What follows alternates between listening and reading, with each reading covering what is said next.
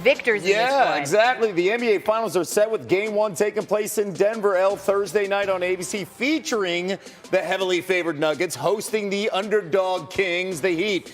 And new on SportsCenter, the Nuggets on playing in their first NBA Finals as a franchise. Head coach Mike Malone. As I told our team, man, like, forget the 8-seed stuff. I mean, they beat Milwaukee 4-1. Team that had the most wins in the NBA this year. They beat Boston 4-3, and they're up 3-0. Team with, I think, the second most wins in the NBA this year. So you get to the NBA Finals, it's not about seeding anymore. So you're trying to win the first NBA championship in franchise history. And it's going to be the hardest thing that we've ever done, which is the way it should be. You know, we don't want the easy route. You know, we don't want anything easy. We want to be great. You know, and Miami is the best team out of the East, and that's what we want.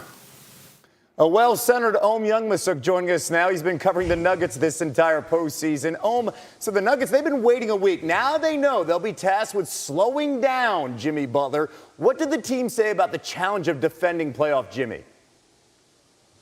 Kev, forgive if the Nuggets sound a little sleepy. They have been off since last Monday. They haven't played a game. It will be 9 days since they played Game 4 before they played Game 1. But now they know who they're going to face, and they know they're going to have to slow down Jimmy Butler somehow.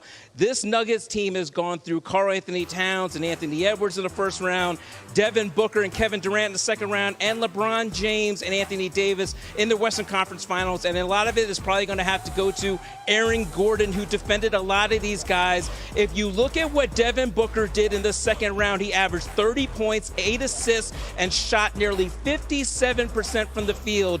Aaron Gordon is probably going to have his hands full with Jimmy Butler, and he said Jimmy Butler guarding him is going to be different than those other guys because he does a little bit of everything, and he does all those back screen cuts. He's always getting to the basket, and it's almost like the game within the game.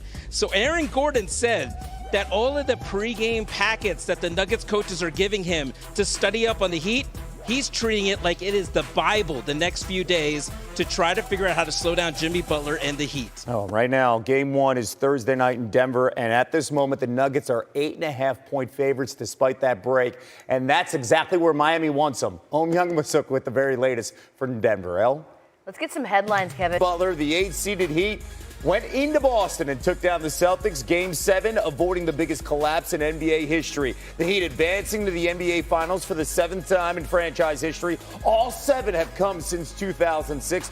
No one has done it more over that span. And Jimmy Butler named the Eastern Conference Finals MVP after dropping 28 last night. Playoff Jimmy averaging 25, 7, and 6 times per game during the series, but he needed help, and that is Caleb Martin coming in and making a name for himself in this series, including 26 points last night. He scored 135 points in this series, which is the most points in a conference or NBA Finals by an undrafted player in the modern draft era.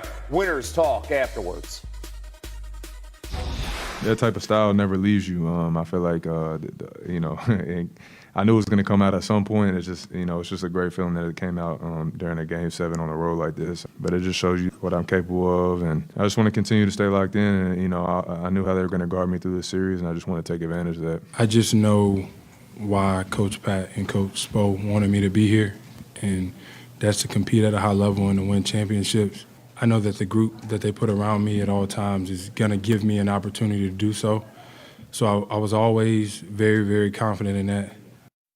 NBA reporter Tim Bontemps joining us now. Tim, you covered every game of this series. How would you describe the reaction from this Heat team after last night's win? Say it's two things, Kevin. I would say elation and expectation. The elation is that the Heat obviously are going to the NBA Finals, but also, Kevin, that they beat the Boston Celtics. You heard Eric Spoelstra after that game last night talk about the fact that Pat Riley has a very long history with the Boston Celtics over his very long tenure in the NBA. And as a result, the Miami Heat organization feels a certain type of way about the Boston Celtics. And while there's a ton of respect between these two franchises after the many battles they've had, including going to the Eastern Conference Finals against each other 3 of the past 4 years, there's no question that it's a little bit sweeter for the Miami Heat to advance the NBA Finals by winning at TD Garden, especially after the Boston Celtics did the same thing down in Miami last year. And as far as the expectation part, you just listened to Jimmy Butler talk there a minute ago. Jimmy Butler, throughout this series and throughout these playoffs, has expected the Miami Heat to win every single game. Hasn't mattered that they weren't favored to beat the Milwaukee Bucks.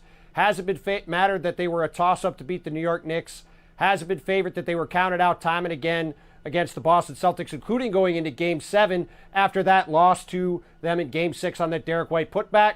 So the Heat certainly expected to play the way they did in Game 7, and they are not surprised to be in the NBA Finals. Again, this is a team that lost the play-in to the Hawks, and they were down in the final 4 minutes against the Bulls. Now they find their way here in the NBA Finals as that 8th seed, and the team they knocked off. Stand by, Tim. El has much more on the guys that are staying home. Yeah, the Celtics and their problems, Kevin, ran deep. Literally, they just couldn't get it going from beyond the arc in the last 2 games. Boston shot 16 of 77 from 3 in Game 6 and 7. That is 21%. And certainly their leading scorer and star spraining his ankle did not help. Jason Tatum suffers that injury right there on the first play of the game, and it had an immediate impact, scoring just 14 points on 13 shots in 42 minutes on the floor. With Tatum hobbled, they really needed Jaylen Brown to pick up the slack, and he was unable to. Shooting 8 of 23 from the field, 1 of 9 from 3, 8 turnovers.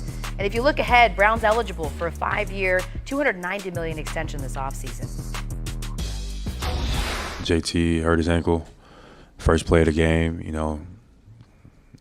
You could see it like swelling up on him, and he couldn't move out there. It was tough for him, and you know, my team turned to me to make plays and et cetera, and I came up short. I failed, and it's tough. You know, I give credit to Miami, but just a terrible job. We failed. I failed. And it's hard to think about anything else right now, to be honest. We'll cross that bridge when we get there. Jaylen Brown, not here for your Giannis inspirational what I learned quote of the day. A pivotal summer in Boston, Tim. What can you share with us about the challenges that are facing the Celtics this offseason?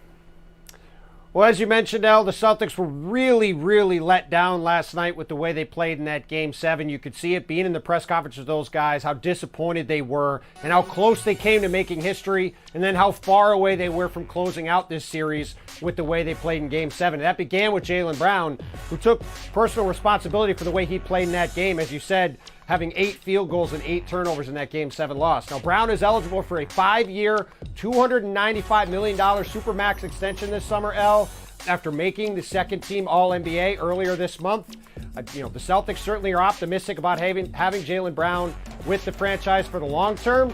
I asked Jaylen about his thought process going into the summer last night and what his thought process is in terms of what's going to happen with his extension this summer. He said it's not something he'd really taken time to think about yet, but certainly Boston is in pole position to keep him in Beantown for the long term. The other guy that's up this summer, El, is Grant Williams. He is a restricted free agent. We saw him have a big role in this series. He told me he is also just trying to process this loss and see what happens, but a lot of questions and a lot of big money decisions on the table for the Celtics this summer. Yeah, the odds makers, though, seem to still like the Celtics, despite the fact they keep